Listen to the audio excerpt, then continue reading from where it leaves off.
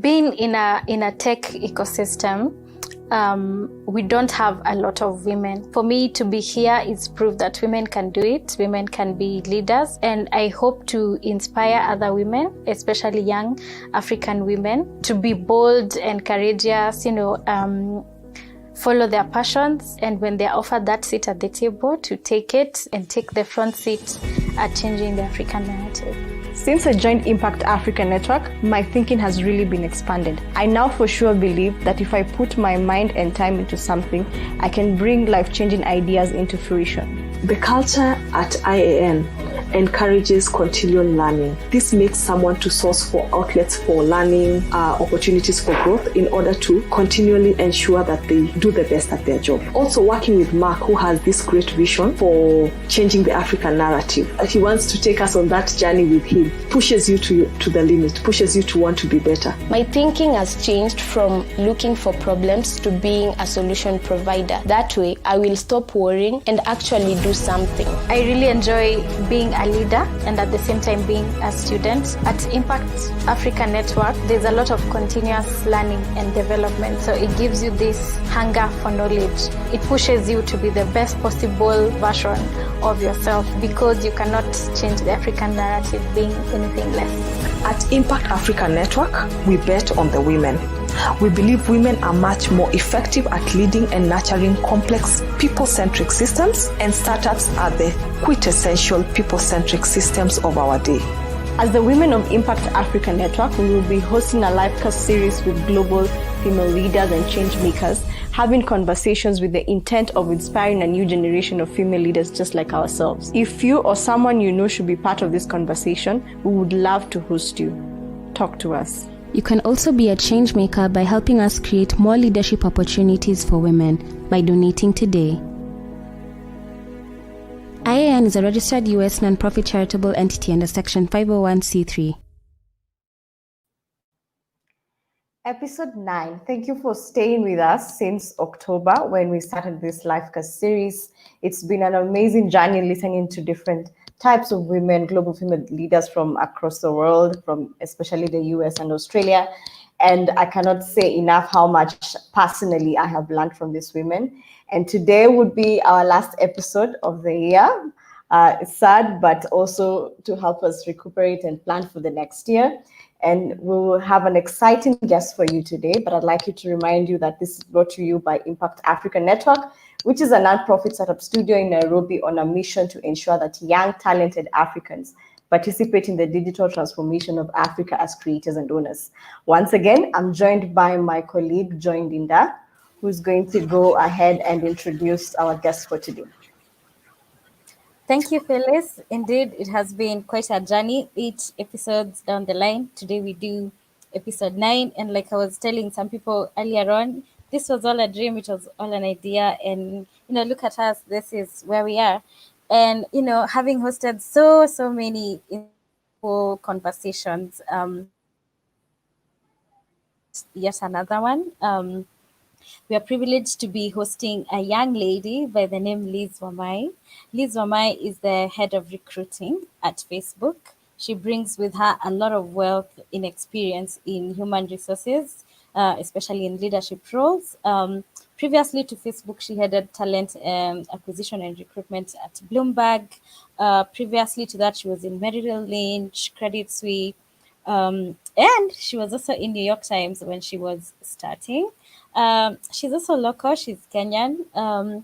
Before going abroad, she worked at Let's Go Travel Kenya, and she holds a Bachelor of Education from my alma mater, which is Moi University, which is in Eldoret, Rift Valley in Kenya, for those who might not know. And she has a Master's in Business Administration from Barrick College in New York City. And that is just to say the least. And we are very, very honored to have Liz. Welcome, Liz, to today's conversation. Thank you for having me. We're happy to have you. At least with you, we can say karibu. Yeah. All right. Good to have you. Thank you for making time to come and speak with us, and to the audience who will be watching us tonight and morning for you. To start us off, we just want to know, we've had a bit from what Joy has mentioned, but tell us, who is Liz what do you do? Yeah. So no, she did a really good job. I didn't even know it was your alma mater, by the way, Joyce. So go Wamai University. I never meet anybody here in the States from Wamai University, so you can imagine I'm quite excited. So my role is vice president for business recruiting functions, as well as global diversity recruiting for the company. I am based in the Bay Area in Oakland, even though I work out of our San Francisco office. So that's essentially what I'm responsible for. The business functions are the ones that report up into our COO, Cheryl Sandberg, and our CFO, who is Dave Weiner. So recruiting maybe about 5,000 to 6,000 people a year is what my team is responsible for. And then mid this year, I took on the expanded role of diversity recruiting for the company. Yep, that's my role. That is quite interesting, Liz. Just wondering out loud, how did you end up at Facebook? Like I like to say, let's start from the beginning. Yeah. Walk us through your journey.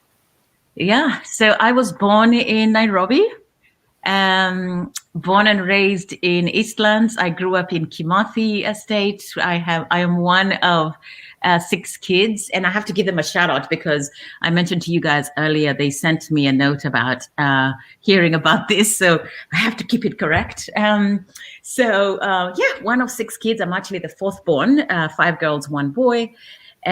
Grew up, went to school in St. Teresa's Primary, went to I went to Loreto Limuru and then Alliance Girls for my A-levels.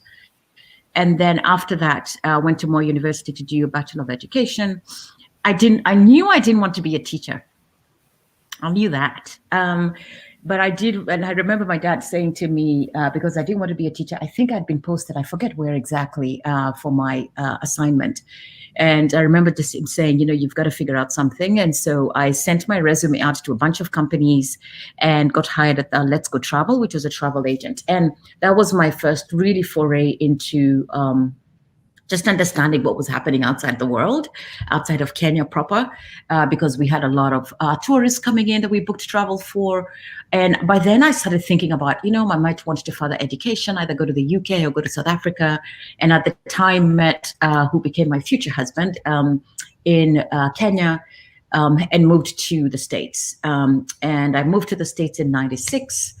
After about 2 years. And when I moved to the States, I realized that I needed to get an MBA because my Bachelor of Education, as I wasn't going to become a teacher, wasn't going to translate well.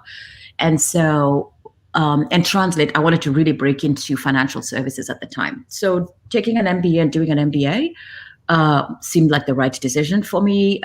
So I went to Baruch, which is part of the CUNY, City of New York colleges. They have a couple of them.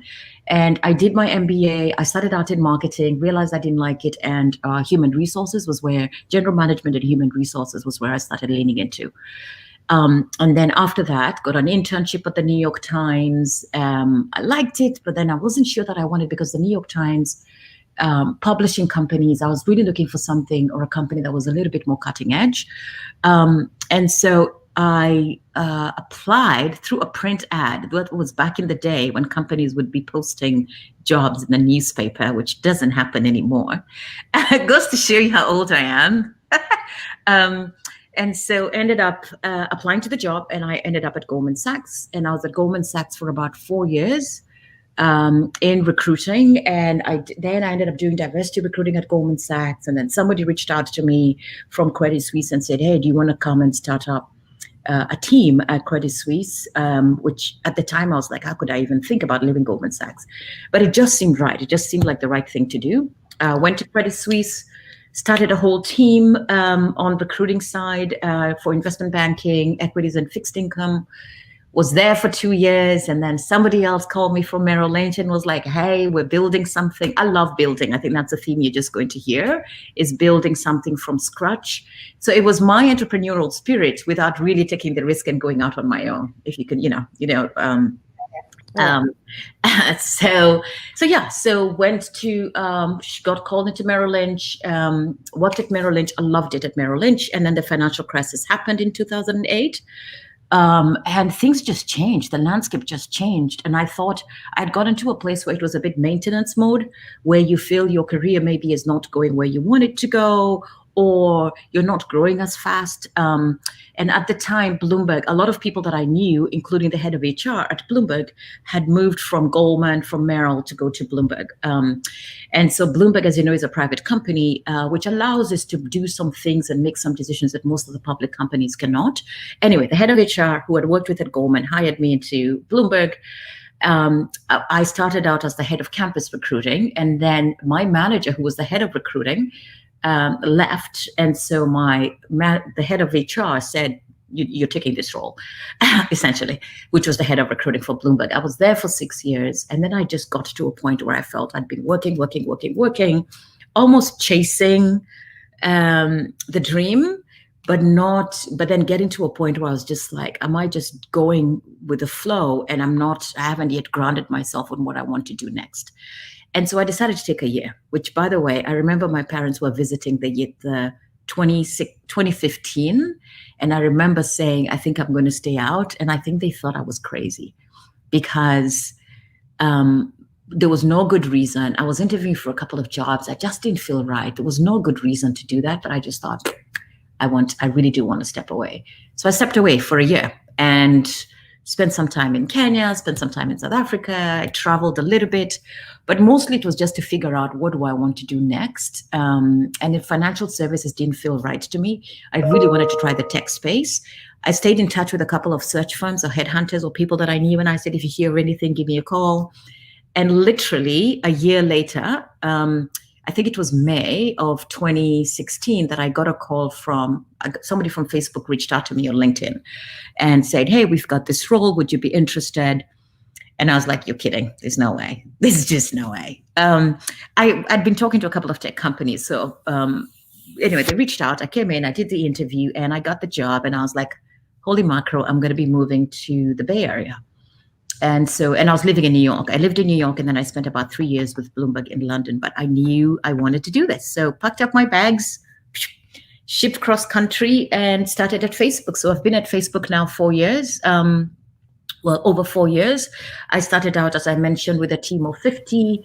That was where I wanted my game. I really wanted to start small and keep it small. But then when I joined Facebook, it was 17,000 people. And now we're 60,000 people. And who knows where we'll be in about 2 years. So, of course, the team has grown and started with a team of 50 and now have a team of about 600 people that I'm responsible for doing recruiting across. So I hope that's not a long diatribe. But yeah, that's my journey. I'm not sure whether to say you're lucky or you're blessed. You actually just get called for opportunities, man. I'm not sure how many people that happens to them, and it makes me curious. Yeah. I wonder, how was the transition socially from Kenya to the US? It seems like your career has been going, but what every other thing socially? How was that? How could you describe it? You know, it's funny. I say this to people, and I don't know how many of you have been in New York, but Nairobi, New York, both relatively big cities, the pace, if you've been to Nairobi and you've been to Lagos, New York, you can handle New York, I think. Because the pace at which things move, the social environment, how cosmopolitan it is, there's so much biashara being done in Nairobi, and Lagos is the other one that I think about because it's kind of super, super dynamic in Lagos. New York, it wasn't as hard. The transition was not as hard because of that, because of the pace I felt I could maybe keep up with. What was hard is I knew nobody. I didn't have, apart from my partner at the time, that was harder transition, is getting your network. What do you do? He was going to work during the day. I was sitting and watching TV because I didn't know anybody. Then when I went to school is when I said, okay, you really do have to get to know people and get to, who's who. Then you start hearing of some Kenyans who were there, and then you connect with the Kenyans. And then so that your network, I think going to school helped me build community because there were other people in the same shoes. There were people who just moved to New York to go to school. But from a city to city, that dynamic was not that hard. It was really just creating my own community outside of who I was with that made me feel better, because it got terribly homesick sometime before I got to school. That is totally relatable, and Yeah. I'm glad you moved on so well and adopted so quickly. Another thing I'm curious about is, Facebook is a dream employer for a lot of people. So, Mhm. how is it like working at Facebook? What does your day to Yeah. day look like? It's well, first, it's never the same, as you can imagine, right? There's no one day that's the same. Um, what I really like about it, and I'm glad that it happened at this point in my career, is I now appreciate working in a tech company. I don't know, I would have appreciated it in the same way if I hadn't been in financial services. So you can imagine in financial services, investment banking, you have your typical, these companies have been around for hundreds of years, whereas Facebook has been around, what, 14, 15 years? A lot of the tech companies have. And so there was a very set way. There was a hierarchy. You were an analyst, then you were an associate, then you were a VP. There's a certain traditional sense when you're working in financial services, wearing pants, skirt suits and very professional gear. Then I moved to Facebook, and as you can imagine, it has more of a laid back environment. I also find that you hear people saying about you can be your authentic self more at Facebook, and I find that to be true. For example, my ability is this encouragement to be super vulnerable at work, talk about what's going on with you, so that I would find when I worked in financial services who I was. I left at home. When I went to work, you were all about the business. Whereas I find it's very fluid in terms of your own personal life and what's going on. People are very open to hear that. It's challenging. We have, as you can imagine, we have a lot of products and services that you get involved in. And so there is no shortage of opportunities or challenges. WhatsApp, Instagram, you've got the Facebook app, you've got all these different opportunities we have across the company. We're growing in different markets. My team recruits for very many different functions: finance, marketing, legal, compliance, policy, marketing, sales. So as you can imagine, the profiles are so different and the opportunities are so different that there's no one day that's similar. But that's what I like about it. It's just the diversity of the people that we recruit for and the people that you work with. And these are smart people, but they don't take themselves too seriously. I find that very charming and appealing. Yeah. And that brings me to my next question. You're from the corporate side and then you moved to Silicon Valley. And I think you've touched on a bit of that.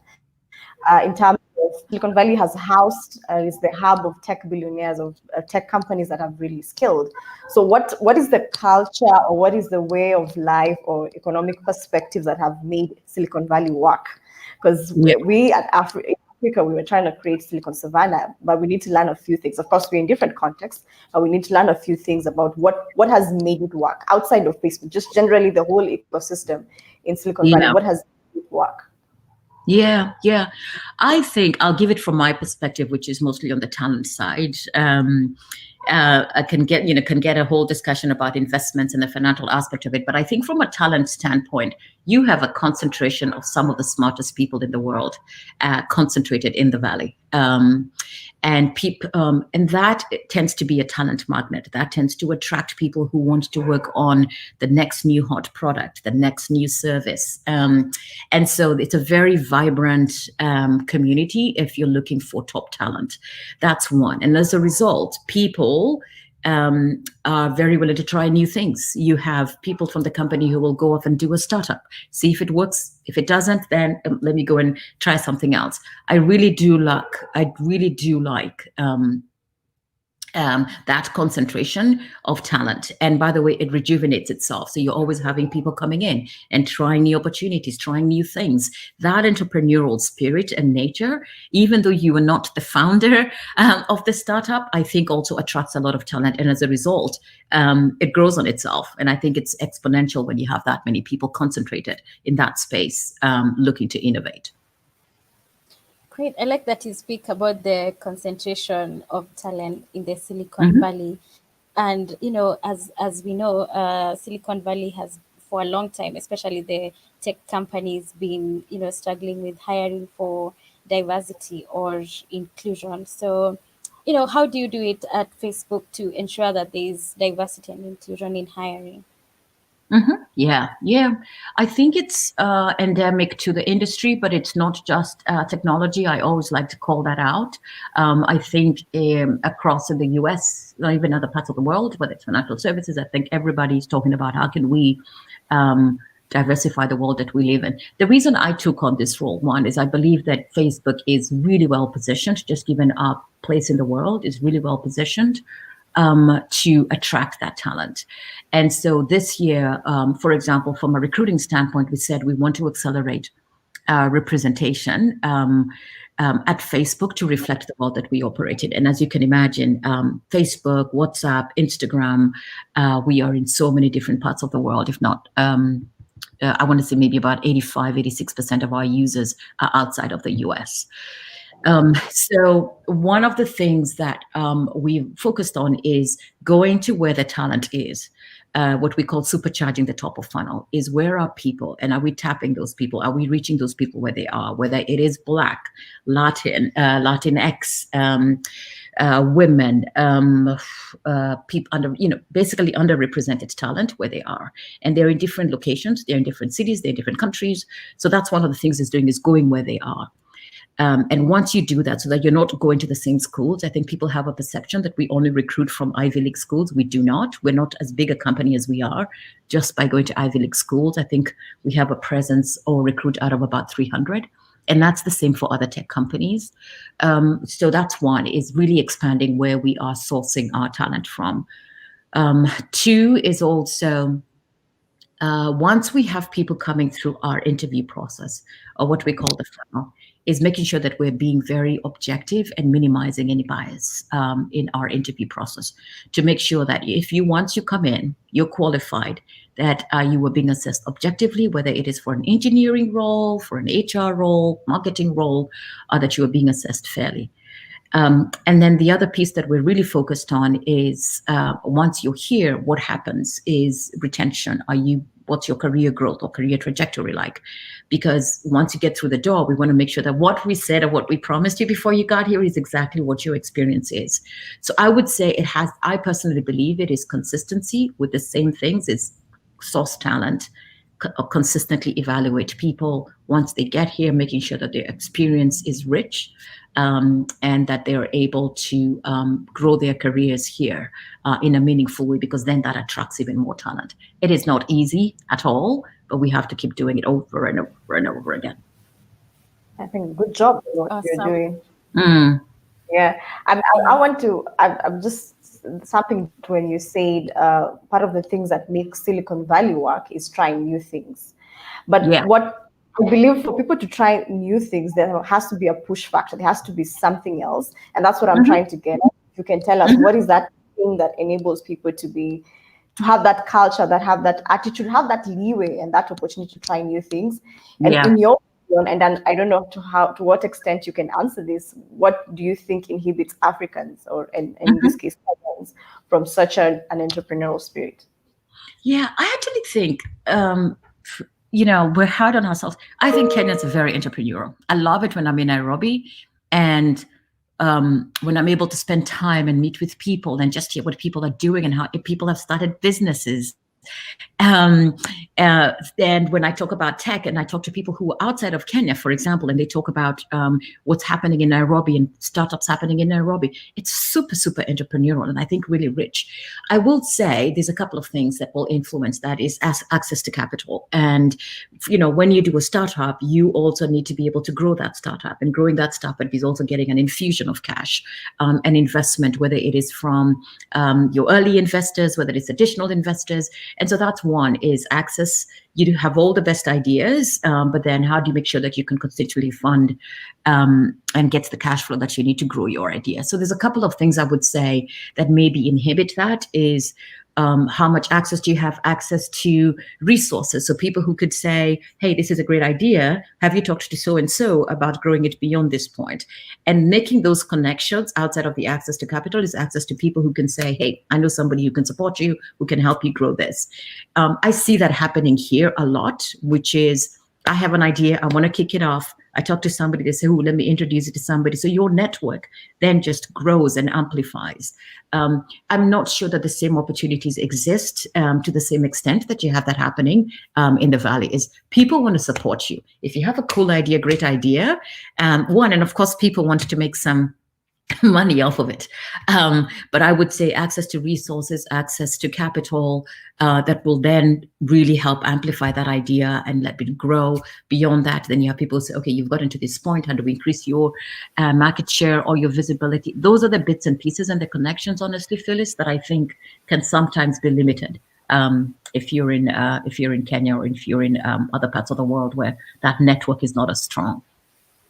Exactly. Thank you, Liz, for mentioning that, Yeah. especially the points on access and network, because that's why we exist. That's why it's Impact Africa Network. We are trying to create the same for young Africans here locally.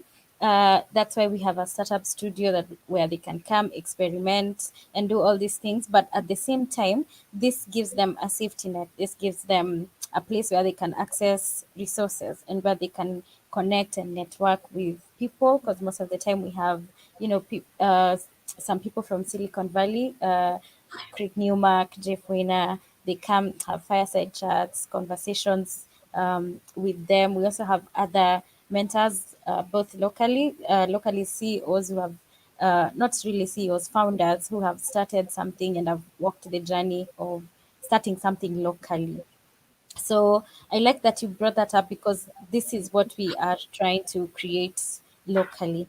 And Yeah. of course, the most limiting factor in Kenya is financial resources. We have very good mentors. We have networks, but the financial capital is almost always not accessible. And I think that's why Impact Africa Network is set up as a non-profit. Mm-hmm. All right. So, talking about the what can I call it? The potential here locally. Our CEO Mark made the commitment to just repatriate back home and immerse himself in the Economic Development Challenge, and exactly why we have this platform today. And I'm just curious, like, what holds people back from making a similar commitment to return home and build here on the continent, as opposed to building or giving advice from a distance? Yeah. From a distance. Come on now. That was a low jab. So I can't speak for other people. I do know there's a fair number of people who get to a point where they say, you know what, I think I can have more impact by going back home and going back to Africa. I know many, many, many people who are in the diaspora who, have gone ahead and they've gone on to do wonderful things, fantastic things. I can't speak for everybody and what their decisions are. For me personally, when I weigh the pros and the cons and the cost benefit, I have every single time my inflection point, especially that year that I took off and I was going, what am I going to do? I look at the cost benefit and the pros and the cons of either staying here in the US, pursuing opportunities here, or exploring. And for me, because I have built momentum and I have built my network in this field, in HR, in recruiting, in diversity recruiting, and I don't know that I have completely exhausted it. For me, that's when I do the pros and the cons, I feel that there's more benefit for me staying on with this opportunity and pursuing this. Now, there's been instances where you go, for some people that is, hey, I'd much rather go off, start on my own, be my own boss, or go back home and really have an impact in the community and in Africa. And so for me, it was a pros and cons. It really is, where have I gained the most momentum? Because in going back, I haven't been home, or at least I haven't worked home since 1996, I would say. And that, back to the point that you made, who are your contacts? Establishing new contacts. Of course, I have family there, but doing that and starting that vis-a-vis the opportunity I have here to continue to grow, while at the same time do what I'm doing now, or connecting with people, mentoring people, sitting on some nonprofit boards. And so who knows? Because I've thought when I retire, hopefully not in a couple of years, then I'd be able to split my time a little bit more evenly. But most people weigh the pros and the cons, and they say the opportunity I have right now relative to the opportunity I have back at home. And for me, the opportunity has always felt like it's richer here. completely understandable, especially when you're tired and you also have your personal life. But Yeah. one of the things we see, and Joy has mentioned, is that we are able to access capital from white people, which is a good thing, but also a sad Yeah. thing, because we keep asking ourselves, where are our people who Yeah. have made a living in the US? And in this case, I'm talking about Kenyans living in the diaspora. So my question: you're a Kenyan living in diaspora. What is Yeah. the best way we can position ourselves to get into this networks of Kenyans living in this diaspora, for them to just first of all know about the work we're doing down here, and for them to be able to participate and support it? Yeah, yeah, you're doing a very good job of it, I will say. I was just saying to Phyllis and Joy before I hopped on the call, how many people sent me this invite saying, "Oh, I see you're doing this," and I was like, oh, "Man, this was meant to be low profile." Clearly not. And so I think I think you're doing a good job of getting the word out about the network, getting the word out about these opportunities. I think the idea you have of enlisting people from around the world to come and do this. Women speaker series or this live cast, that's fantastic, because it just means that more and more people know about the opportunity here. So that's fantastic to continue doing that. I think leveraging the context that you already have and people who know what your work is about. You've mentioned on your website and with a link that you sent me, you've got, for individuals and for companies, and doing that. You can do that overtly. You can do that in a very covert way. It's so long as it's, for some people, so long as it's not in their face. I think that works really well for individuals, but I would say leveraging the context that you've established so far with some of the Bay Area, the folks based in the Bay Area, having them talk about you, whether it's a snippet, whether it's something that they put on their own social platforms, and referring other people, whether it's from a resource standpoint, whether it's from actually financial donations, because for some people, it's easier to cut a check. For some people, it's easier to do this, speak to the group, really figuring out what works. But I think word of mouth, I think some of the campaigns that you're running, I personally will make sure to talk about this organization with my network. There's other campaigns like Giving Tuesday, which is in November. It's just being really strategic and smart about which are the different opportunities. Giving Tuesdays is a fantastic one, because everybody, I'm guessing, in the Bay Area is usually donating to a nonprofit. And so my recommendation is that as much as possible, plugging into those opportunities or campaigns, talking to people and leveraging the people that you've already partnered with to work within their network or point you to somebody. For Kenyans, I'd say the same. I think I found out about IAN from Mel. Mel is a contact of mine in New York, Kenyan. And he didn't really tell me that she wanted me to come to Power to this speaking engagement. But just so you know, I think leveraging contacts, I can leverage my Kenyan network and say, hey, have you heard about this organization? Donations, whatever donation you can give. I think word of mouth campaigns, very targeted campaigns, I think, and leveraging the people who already know the work that you're doing, I think will go really far. I hope that answers your question. Yes, it does. And I hope you're one of the contacts that we can work with after this. Yeah. I was actually about to say, now that we know her, now we have a wealth of connections in the Silicon Valley. Just to keep the conversation going, we have a comment from Wairimo. She says, we love how intentional we love us an intentional goal-oriented woman. You can tell her success is really premised on her knowing exactly what she wants and needs at different points in her life. And she says it's very intuitive. Moving along really quickly, I'm just wondering, what's the one mistake you witness women frequently make in the workplace, considering you're in recruitment and HR services? Yeah. I would say there's a couple, and the one that I find can be limiting is you come in, you do your work, and you hope that everybody will see the work that you're doing. Whereas if I can give you examples of women who will come in, they will crush it, and they do a phenomenal job, but only a few people know about their work. And a lot of the times is you do have to do some self-promotion where you talk about your work. I call it raising your head and looking around, because I have seen men do this really, really well. give you an example. I tend to be in the office early. I like to go in when we were in the office pre-COVID. I like to be in the office early. I'm normally there at about 7 a.m. in the morning. And what I'll see is I'll be sitting at my desk or I'll be sitting in a conference room. And what I tend to see a lot of the times is that you'll find men popping in, checking in, how are you doing, talking about work that they're working on and how it's progressing. Whereas I find sometimes women have a tendency to come in, I come to the office, I get my work done, I do really well, and I'm out. And of course, understanding they might have responsibilities outside of work. But this thing of just raise your head, look around, see what else is going on, talk about what you're working on is actually one of the things that I find can sometimes be limiting for women. I've actually had this quite a number of times. It's the one thing I'm taking home this December after doing this live cast since October. A lot of women have mentioned this. I think another question from the audience, Indimuli asks, as someone who has done recruiting at such a high level for so long, what mistakes do you see startups repeating in identifying talent to add to their teams? That's a good one. There's actually a book about that. I forget the name of the book. And the mistake is knowing when you need to hire and not trying to bootleg it. When you need to go and find the experts as opposed to trying to do it yourself.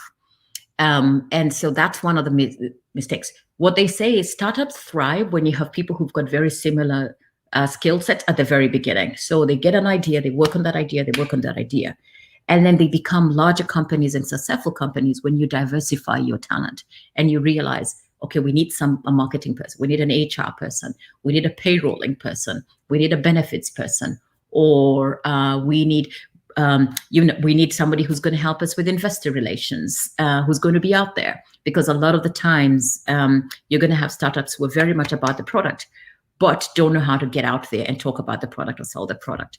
And so it's knowing what that inflection point is when you can't do it yourself. You need to go out and find people who are experts in that field. And knowing when to do that at the right moment, I think it's critical. Speaking of the right people, Liz, I'm just curious, what would you say is what are the most important qualities of talent, of course, aside from their qualifications for the job description? Yeah. It varies. Of course, it depends on the role. You want somebody who's got the functional expertise, as you mentioned, they're qualified to do the job, whatever the job is, that they have that technical expertise or that functional knowledge. And then there are other qualities that I find are key for any role. You want somebody who has intellectual curiosity. This is somebody, and they're curious about things. They're willing to learn things. They're asking questions. And so it's not just somebody who's going to come, do the job, and that's it. You want somebody who has some level of curiosity.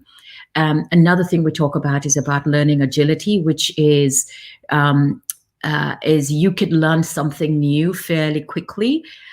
So that as we adopt, which is part of why companies thrive and why people thrive in roles, is your ability to learn in the role so that you could flex and you can grow. If the role changes, because our roles, you know how it is, the world is changing, it's a gig economy, is that you're able to learn. So I would say functional expertise, and then there's an intellectual curiosity and an agility to learn more, get more, improve. Yeah, I think that's critical.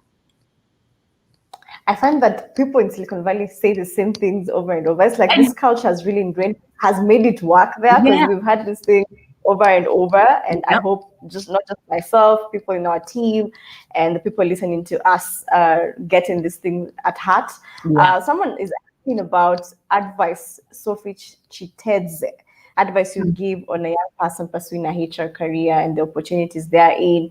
And I will tie that in with a question I would ask in. What advice would you give a young woman starting out in her career, not just in HR, but you can answer, Sophie. Yeah. I saw that question. It's a good one, because the advice I would give a younger woman is the advice I would give my younger self. Because we get that question a lot, is what would you say to your younger self? And as I think about it, for me, one is take more risks. I wish I had taken more risks earlier on. And by that, I mean, I love HR. I love what I do. I've been in recruiting because I realized I really, really do enjoy it. But there's other things going on around the world that I was curious about, but I was like, oh, I don't know if I want to change things halfway. So intellectual curiosity that I touched on is take more risks. Yes, you want them to be calculated. Yes, you want them to be informed risks, but knowing what I know now, yeah. 2 is sometimes things may seem super daunting or almost impossible. So, for example, to start something or to reach out for an opportunity, but you're not going to try it until you're not going to do it unless you really try it and go for it. So I really respect and admire people who are fearless in that regard. And that is just, it's something I find even more with younger people, younger women, is this fearlessness to ask questions. And I'm going to try something, go for it, do it. Because if you don't do it, you're going to be beating yourself up for not going for it. So that's what I always say is, knowing what I know now, I wish I had done X, Y, Z.